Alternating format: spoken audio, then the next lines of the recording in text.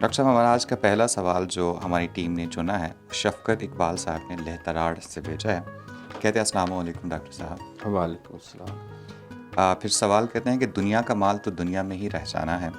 انسان کے ساتھ جو چیز اس کے ساتھ جانی ہے وہ ہے اس کا ایمان. دل کو نور ایمان سے روشن اور منور کرنے کے لیے کیا پڑھا جائے کہ جب وقت نزاع آئے تو اپنے ساتھ کچھ ایسے اعمال ہوں جو اللہ تعالیٰ کی بارگاہ میں پیش کیا جا سکیں. شکریہ. ڈاکٹر صاحب یہ ویسے ہم سب کا ہی سوال ہے کیونکہ اللہ کی بارگاہ میں تو آخر ایک دن ہم سب نے حاضر ہونا ہے. بسم اللہ الرحمن الرحیم. شکریہ عمران صاحب. ویلکم صاحب. جو ہمارے بھائی نے سوال پوچھا ہے وہ اچھا ہے. یہ آخرت کی فکر ہونا جو ہے یہ قرآن پاک میں بھی اللہ نے فرمایا کہ وَلْتَنْظُرْ نَفْسٌ مَا قَدَّمَتْ لِغَدٍ. ہر انسان کو جائزہ لینا چاہیے کہ اس نے آنے والے کل کے لیے آج کیا تیاری کی ہے. کھیتوں کو دے لو پانی اب بہہ رہی ہے گنگا، کچھ کر لو نوجوانوں اٹھتی جوانیاں ہیں، اور وقت پہ کافی ہے قطرہ آب خوش ہنگام کا، جل گیا جب کھیت برسا می تو پھر کس کام کا.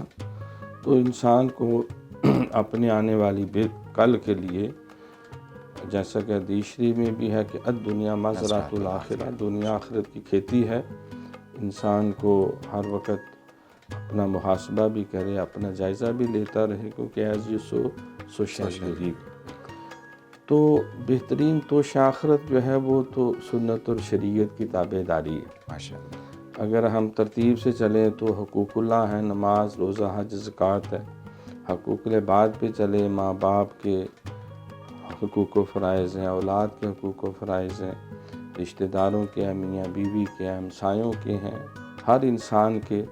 پھر اگر حسن کردار کی طرف جائیں تو امانت، دیانت، صداقت، شرافت، صبر، شکر، توکل، شرم و حیا، عفت قلب و نظر، تقویٰ، ہدایت. اور برے اخلاق کی طرف جائیں تو جھوٹ بولنا، کم تولنا، وعدہ خلافی کرنا، گالی گلوچ کرنا، بددیانتی کرنا، رامخوری کرنا. یہ جو اخلاق سیئہ ہے اس سے اپنا دامن بچانا، اور جو اخلاق حسن ہے اس کو اپنانا، اور اللہ پہ ایمان، توحید، رسالت، کتب، ملائکہ، آخرت، اپنی ایمان کی اصلاح کرنا، اپنی نیت کو خالص کرنا. تو اصل چیز ہو ول بیل دا کیٹ جو پوچھا گیا ہے تو یہ پھر نیک مجلس صحبت جو ہے، بے شک، کیونکہ یک زمانہ صحبت باولیہ بہتر سالات بے ریا. حضرت اقبال نے بھی کہا کہ تمنا درد دل کی ہو تو کر خدمت فقیروں کی، نہیں ملتا یہ گوہر بادشاہوں کے خزینوں میں. تو نبی علیہ السلام کے صحابہ کرام کی بھی عظمت کا سب سے بڑا سبب حضور کی سنگت و صحبت. آپ کی صحبت میں رہے تو راضی اللہ عنہ و رضوا عنہ، اللہ ان سے راضی ہو گیا، وہ اللہ سے راضی ہو گئے، اور وہ راشدون بھی بنے، وہ مہتدین بھی بنے، وہ صالحون بھی بنے. جتنے بھی امور خیر ہیں اللہ نے ان کو سب کچھ عنایت کیے. تو اقامت دین جو ہے یہ بنیادی انسان کا اپنی زندگی کا مشن ہونا چاہیے کہ میری زندگی کا مقصد تیرے دین کی سرفرازی، میں اسی لیے مسلمان، میں اسی لیے نمازی.